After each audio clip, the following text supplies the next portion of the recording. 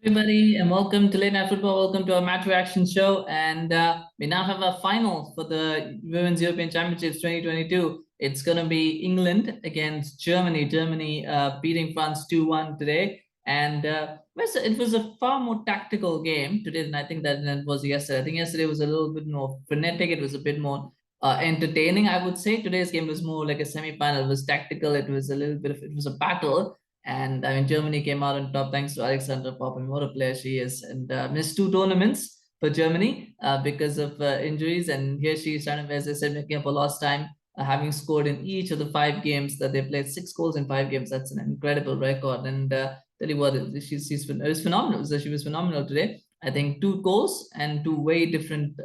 2 goals were similar, but yet different in many ways. And I thought that was that's something there. But talk about the game itself. I thought Germany shaded that first half. I think they were the better team in that first half. I think largely because of that combativeness that they have in the midfield. They pressed high up the pitch again, press high. And what they were doing well was that they were making sure that even though France were trying those little, through balls, they were trying the upper balls, they were making sure, those cross-field passes and those, long balls they were trying. They were making sure that they were getting the interceptions in. They were making sure they were blocking that. They were not letting anybody have a run at them. And I think that was a good thing. It's risky, but it was coming off for Germany throughout this game. So France never really had a look in. They've got pace in their side. But if you can't break that press, then the pace is useless. So that was good from Germany. And then the goal comes, and that was a good cross, a very good cross. And I think it was Huth who made that cross in. And Popp, she had a free kick as well, which probably should have been defended better, but it was saved well by the goalkeeper. And then she gets the cross, and she puts a nice little. It's a very hard. The thing about what caught the goalkeeper out was the power. It wasn't the direction; it was the power, because it was straight at her, but it hit struck so powerfully that she couldn't do anything about it. And that was it was like it's the kind of thing where she makes a diagonal when it gets into the box and gets a foot onto it. And to generate that kind of power is something special, isn't it? From that kind of sort of run, and with that kind of distance, I think to generate that power was something brilliant. From Popp, it was a fantastic goal, give them the lead. But Germany conceded. This was the first goal they've conceded in this tournament as well. And I mean, it was a well worked goal from it was a well constructed goal from Diani, because the way she looked at that goal, I think the thing is there wasn't a lot there for her, for Diani, but then she still found a little bit of space, and she went for a shot. And the thing that caught the goalkeeper out, caught Frohms out, was the fact it was the power, because she was late to it, and so it hits the post, rebounds, and goes in. Had she been a little bit more sort of late or a little bit more early, I think she would have. I think if she was early, she would have saved it. If she was a bit more late, she would not have. It would not have been own goal, because the ball would have gone past her. But just the timing of that save, sometimes you're too. It's sometimes said that you get the timing too right, and I think she got that timing too right, unfortunately for her, and it goes in. It's an own goal, but it's a fantastic response from France. They go into halftime 1-1, and the second half I thought was a lot more even. I think it was a lot more combative.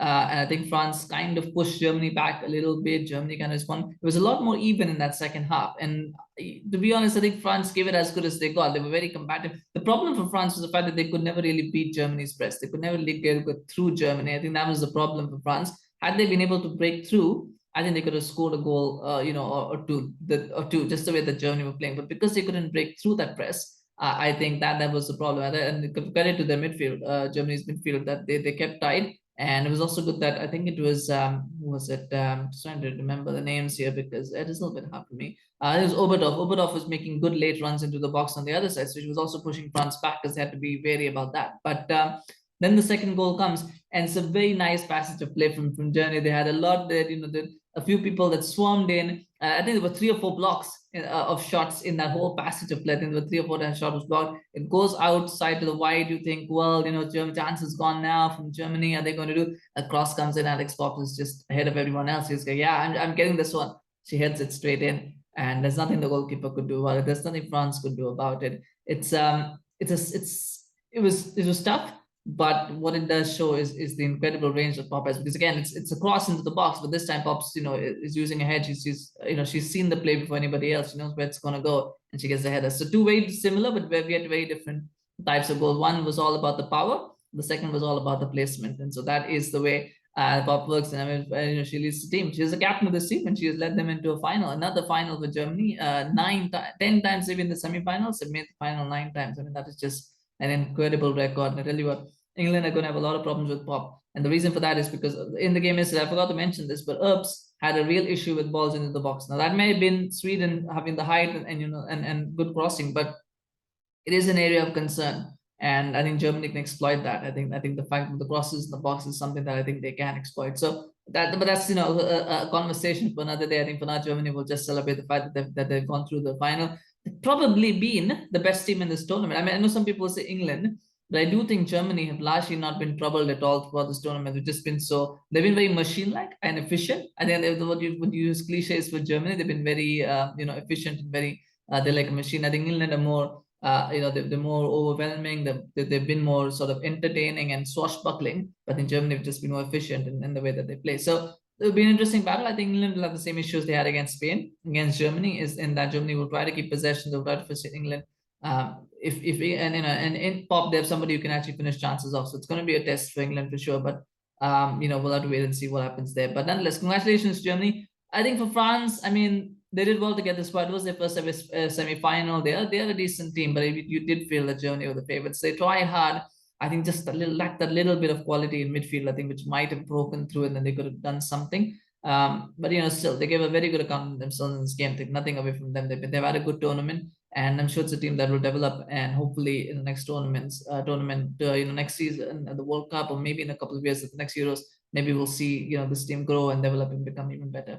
But nonetheless, congratulations to Germany, congratulations to France. Smash a like for Germany, smash a like for Alex Popp. You know, she's been fantastic this tournament. She put in another great performance. And Popp versus Mead, Popp versus Russo. That'll be a battle, wouldn't it, for us to watch? So it'll be a delight in that final. But do remember to also subscribe to our channel on YouTube, follow us on Facebook.